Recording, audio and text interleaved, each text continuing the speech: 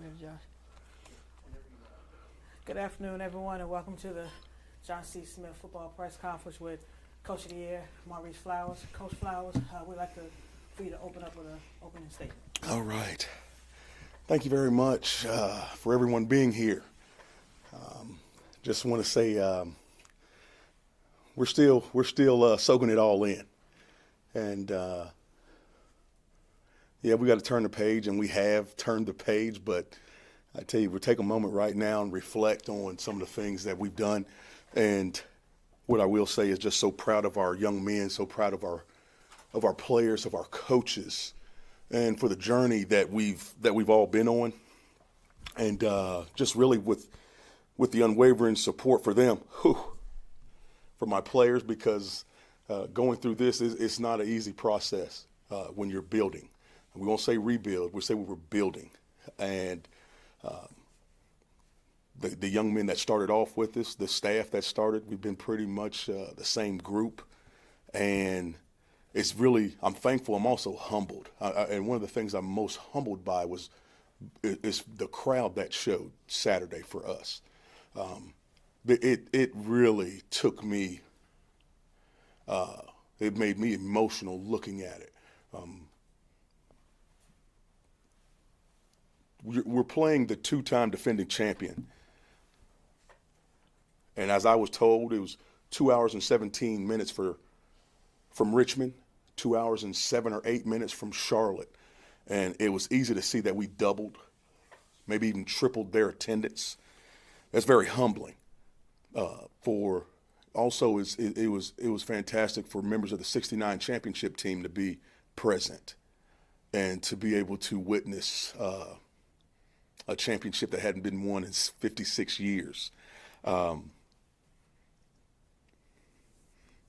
Maybe think about the faithful alums that were with us when we were going 2-7 in our first year, when they were in the crowd. One of them, my former coach in high school, Bill Doolin, who coached me in football and basketball at East Meck High School. He was there and we were 2-7. And his group of alums that played together and went here. And about my team and my staff, just a mature group. And we could not make this happen without a mature staff or a mature group of young men that were not into ego and into themselves, but into team. And I'm thankful for them. I'm humbled by it, and I'm so glad to be the head coach at JCSU and to be a Charlottean. I'll open it up. All right, we're going to start with Cam, and then we're going to go from right to left. Coach, you talked about how you're still soaking it in. It's another first for you having to flip the page and focus on the Division II playoffs. How do you make sure there's not a hangover of sorts with the group reminiscing on the CIAA championship and moving forward to the Division II playoffs? It's what makes me feel confident in how we'll be ready for Saturday is the young men and what they've showed all the way through. We've got a mature group. And here's the thing that we're very, very transparent about. It's communication about what is real. We don't have any fairy tales in our program or things that we ignore. We talk about things that must be talked about. And what must be talked about is that in the past, can't say so much in the recent future, but in the past, the biggest thing was winning a CIAA championship. And then you'd see CIAA teams and SIAC teams falter very early in the playoffs because the biggest goal had been reached, which was the conference championship. From the beginning for us, the CIAA championship has not been our ultimate goal. You come to our team meetings on Monday, our team meetings always start with, of course, every meeting for us starts with our core values and how we build our culture.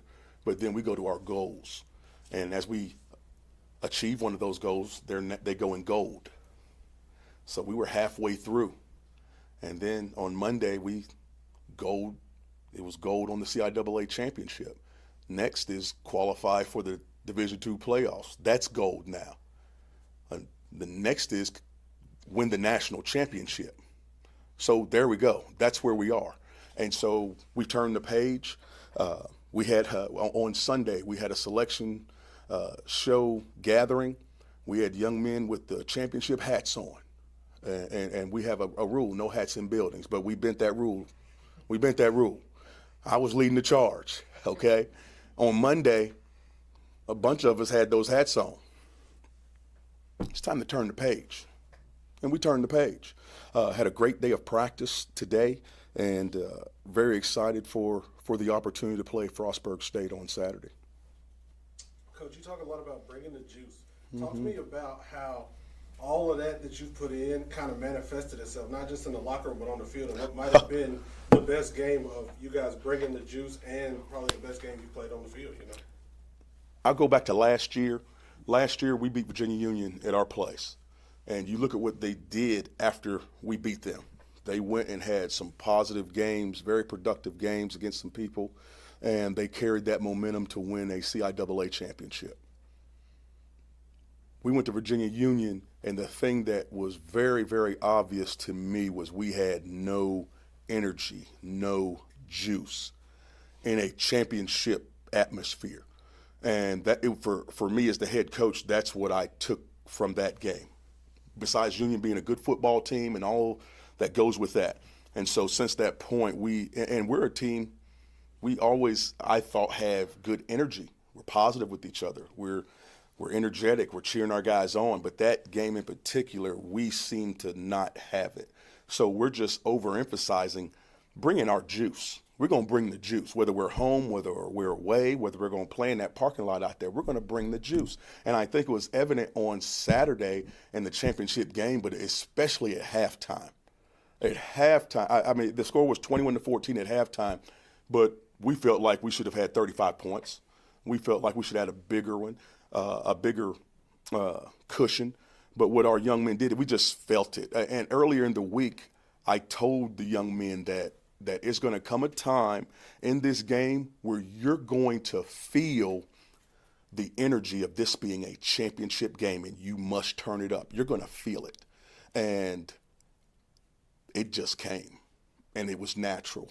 And it was so much so that we knew we were ready for the game, and we never want to put too much on our young men to have them maybe feeling tight or anxious or even us putting pressure on them as a staff to make them feel like they're not ready.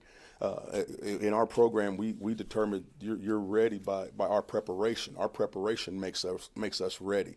We don't deal with nervousness. And so for our young men to receive what we did on Thursday night and Friday night, we did not have meetings on Thursday night or Friday night in our program. Usually those are the nights where you are really tightening up everything. Well, we had a long day on Thursday. We practiced in the mornings here. We had to lift weights Thursday morning before we left to go to Durham. And because it was a long day, we had our guys, we shut everything down probably about 7:30, 8 o'clock, no evening meetings. On Friday, CIAA, for the championship teams, you do a community service event, then you have a practice, then there was a awards reception, and then we had an alum in that area gave us dinner, and it was that was a long day. We shut that day down about 8 o'clock on Friday night. Now, who does that? It's a championship game. You haven't won a championship in more than 50 years. Shouldn't you be pounding it into those guys? We've got a mature group of young men. We said that it's more important to get treatment, get rest, get recovery, and have a fresh mind. And there's also a lot of trust that goes into that too, isn't it? And that's what we did. Give us more time, more energy to bring the juice on Saturday. And that's what you saw. Given the program's first, in this kind of setting, is the mentality kind of happy to have a seat at the table, or is this a group that actually legitimately believes they can do some serious damage? That's a great question. We talked about being happy to be there in the championship game, for going toward the championship game.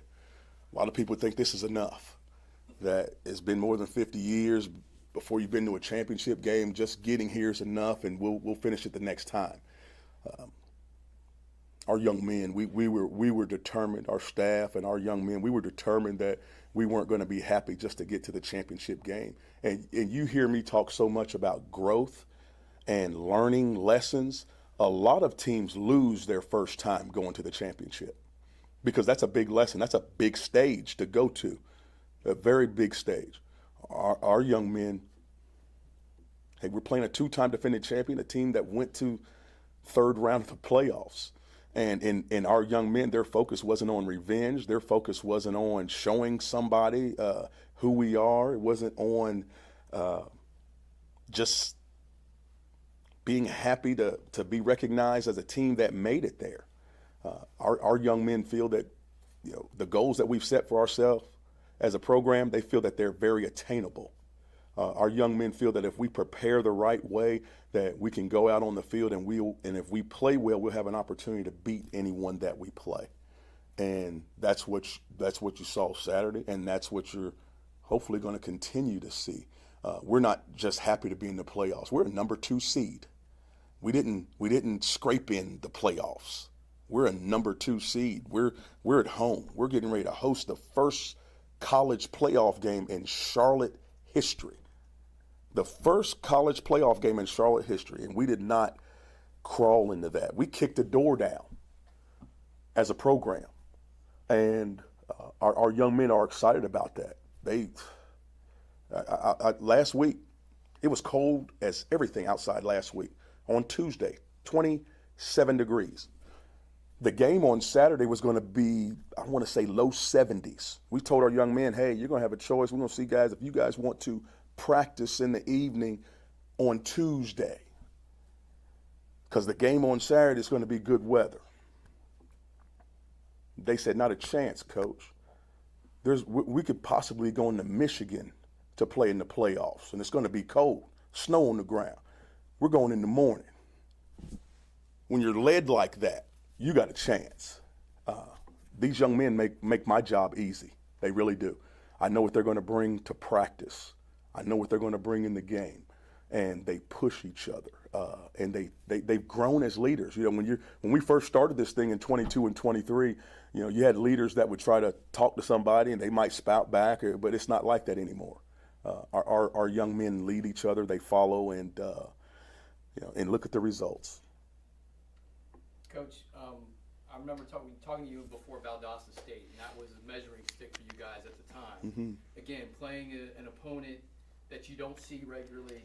But when I hear you talk about how this team is led by the players on this team, you talk about the maturity of the players on your roster, it sounds like you feel confident that they are prepared for whoever they're going to face, knowing that, like you said, hey, we've earned this. We're the number 2 seed if we play the way we're supposed to play. Yes. That being said, what do you have to do to beat a Frostburg State on Saturday? What we have to do, I feel, as the head coach, is just make them aware of the strengths of Frostburg State. Frostburg State, very good football team, 9-2, and it's so ironic that their head coach and I, we were on a committee together, and never thought we would be playing each other, but here we go. And so it's going to be a fantastic matchup, and then for our young men, it's for us as coaches, for our young men to get the best out of themselves to play on Saturday. We just have to keep everything normal. We're not changing anything. We're not changing any routines. We're not having longer practices. We're not having longer meetings. We're not doing anything out of the norm that we call is our normal process. So as the head coach, that's what I'm doing. I'm making sure that our normal process is followed, and our young men, they're following suit, and it's an exciting time. They're excited. I loved watching them at practice today, and how they were flying around and preparing for this team, because we know it's a good team coming in. So they're 9-2. They play in a good conference. They've had a good non-conference schedule, and we know we've got our work cut out for us on Saturday. Coach, you've said over the years how much you want to bring a winner to this city. Yes. This is an opportunity for your alumni to be at the game as they were last week, for your students to be at the game as they were last week. What kind of opportunity does this represent for just Charlotteans in general to come watch this program? Well, it's a great opportunity for Charlotteans to come and get behind history, have an opportunity to watch history, have an opportunity to really see something that most of them have not seen before, which is a championship college football team that's located in uptown Charlotte, and that's Charlotte's HBCU, Johnson C. Smith University. The last championship here was 1969, and we've just won one here in 2025. In a short turnaround, we've done this in 4 years. We've been climbing to win a championship. Really, we're in position last year, but some more lessons needed to be learned. But Charlotteans, they can come and they can get behind a Charlottean also, because I'm a Charlottean. And what I do know about Charlotte, Charlotte's winners. Charlotte is a city of winners, and I'm proud to be a Charlottean leading Johnson C. Smith University. And I tell you what, and you supporters, you're gonna see a great brand of football. You're gonna see some young men flying around, enjoying playing the game and enjoying each other. Our young men really enjoy each other, and they're gonna see a good brand of football on Saturday. Johnson C. Smith University plays a very good brand of football. We have talented student athletes. They're going to see a team that has a collective GPA that's almost a 3.2. So they're going to see young men that are going to be future community leaders. That's what they're going to see. We're worth the price of admission. Yes, sir. Congratulations again on the big win. There was a big announcement this weekend with the departure of Brevin Caldwell in the transfer portal. I'd like to hear your thoughts on that, and with all the attention the team is getting, it's hard to retain top players. Oh, no, not at all. Brevin Caldwell, man. Brevin Caldwell, he's one of the biggest bricks in our brick by brick and how we built this thing. Brevin and we've had conversations all year long. We had a conversation 2 weeks ago where we sat down and Brevin played one game for us this year against Virginia Union, had a nagging injury. And first off, with Brevin, there's 32 NFL teams. I want to say 28 have been by to see about Brevin. And so with how college football is today in the NIL, the discussion that was led by me was I thought Brevin needed to get into the portal to see if he can get a couple $100,000 from one of these FBS programs. I think he deserves it. And Brevin's first take was, Coach, I want to finish what I started. And so we had a good talk. His dad sat in on the conversation. And then about another week later, Brevin and I had another conversation. And it was something that it didn't catch us by surprise. It's really something that we talked about. And what we've normally in our program, if a young man gets in the portal, his time at JCSU is done. Okay, we go ahead and we look to replace that person. But with Brevin, because we've been so transparent the whole time, and he's made what he wants for his future very clear with us. If he steps out and he really doesn't feel comfortable with the offers that he's got, the door is open for Brevin to come back. And, he's family, Brevin's family. And, we wish him the best, and we'll see what happens, with him in the portal. I've received several calls from several Division I schools about Brevin. And, but here's the thing, what I know about Brevin, he's going to make a business decision. He could get, someone might offer him a bunch of money, but if the situation's not right for him or the offense not right, he'll be right back here as a Golden Bull catching a whole bunch of footballs and helping us go toward another championship. So I feel confident about that. He does too. I wish nothing but the best for him. But this was something that we've talked about, I would say, through the entire season. Coach, Yes, sir. You're one of 5 HBCUs to be in the Division II playoffs. Provided where this program was for 40 to 50 years as one of the worst HBCUs, the pride of being one of 5 this time around that's in this Division II playoffs. When I look at those teams, Albany State, traditional. Benedict, Coach Chennis Berry, now at South Carolina State, did some amazing things there. Back-to-back championships, and then they earned first-round byes when there was a bye. Done some great things there. SIAC has 3 teams in there. So you have Kentucky State, who's made a resurgence, okay? And I do want to take this time, since you brought it up, that the SIAC conference is led by a JCSU alumnus in Dr. Anthony Holloman, okay? Played at Johnson C. Smith University. And when he came on his visit to JCSU from Darlington, South Carolina, my coaches told me we have to get him. And so they gave him to me for the weekend. I'm glad to say I got him here. But he's the commissioner of the SIAC.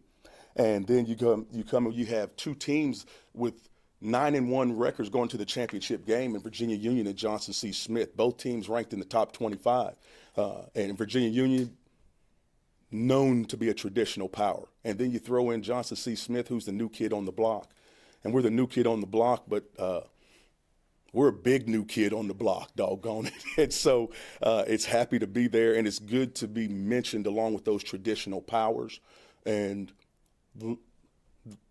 looking forward to having a good playoff showing. It's going to be a great experience for our university, for the city of Charlotte, and a great experience for our program. And we're glad we're at home. And I also have to say this: we're undefeated in the cut. And a lot of folks might not know what the cut means, but the field is Eddie McGirt Field. And Eddie McGirt, the winningest coach in Johnson C. Smith history, won the championship in '69.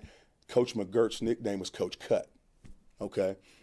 And so Coach Cut Field, and also, as some of us might know, if you go to the cut, a lot of times a lot of good things don't happen for you in a cut. So we're looking for some bad things to happen for some folks in the cut. And we started it really, we're undefeated at home. We're undefeated at home. So if you're undefeated at home and you have a playoff game, you consider that an advantage. And so we have an advantage playing in the cut. And we're looking to protect the cut come Saturday.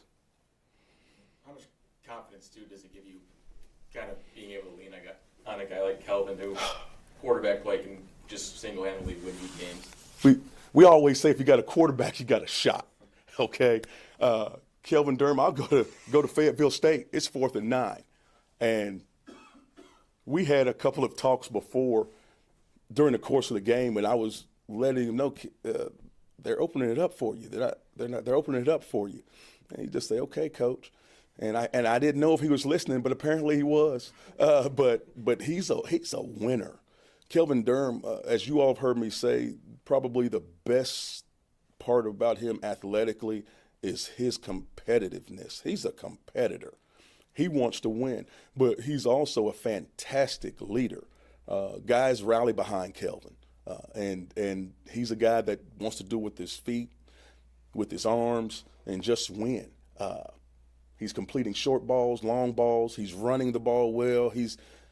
We feel like if he's playing, he's going to get us in the right play. And we have a lot of confidence with him because he exudes confidence to everyone on offense and defense. And our defense, the last thing they need is more confidence. Our defense is good. And when Kelvin's out there and he's able to put some points on the board, really puts pressure on the other team. And that was really the game plan going in, is make Virginia Union uncomfortable and make them have to throw more than they like to do. And Kelvin took it upon himself to make sure he put pressure on them, and we did. And when you've got a quarterback such as him, he really, I know it just sounds like coach speak, but he really does make the job easy. He understands the game plan. Every Thursday, after Thursday morning practice, we have a quick meeting. Kelvin, what do you like? And he says what he likes. And you're going to see those plays that he really likes. And so, great communicator, great leader, great competitor. Glad to say I've known him for a long time. And I tell you, he's been here this time, and I don't think I have had a rough patch with him where I've had to get on him, because the 2 years we spent in Fort Valley, he got enough for our entire football team. Okay, Kelvin Durham was he caught it bad for 2 years. He was a young guy. I called him a Florida guy because those Florida guys, a lot of times when they start to move up from the south, they don't take the cold weather well. He did not take the cold weather well as a young 18, 19-year-old. And because our current quarterback coach, he was our starter, and because I knew Kelvin was going to redshirt and wasn't going to play for us for a while, I really made sure that he knew what it was going to take to be a top quarterback. And so I was very, very, very hard on him for 2 years. And it's just something that now I don't have to say much to the young man. I really don't. And for me to not, I know my team probably wouldn't agree, but for me to not get on one of my guys really seems unheard of. But I don't have to get on him much. Anybody? We all good? Yes, sir. Thank y'all. Thank y'all. Little history here, man. Little history. Where does that go? You know what? Next to the other one? It's no. You gonna carry it around for a while? You know what? After the playoffs are done, we're gonna figure out where this is gonna go. After the playoffs are done, and yeah, The but- NCAA was real cute, weren't they? Putting Union right below y'all. yeah, right, right. It's and if we take care of business, we could possibly have another How about meeting. here? Mm-hmm. Yeah, I bet that y'all need wagers on the other side for that one. yeah, yeah. I tell you, these playoffs, they're something. They're something. They are something. Yeah.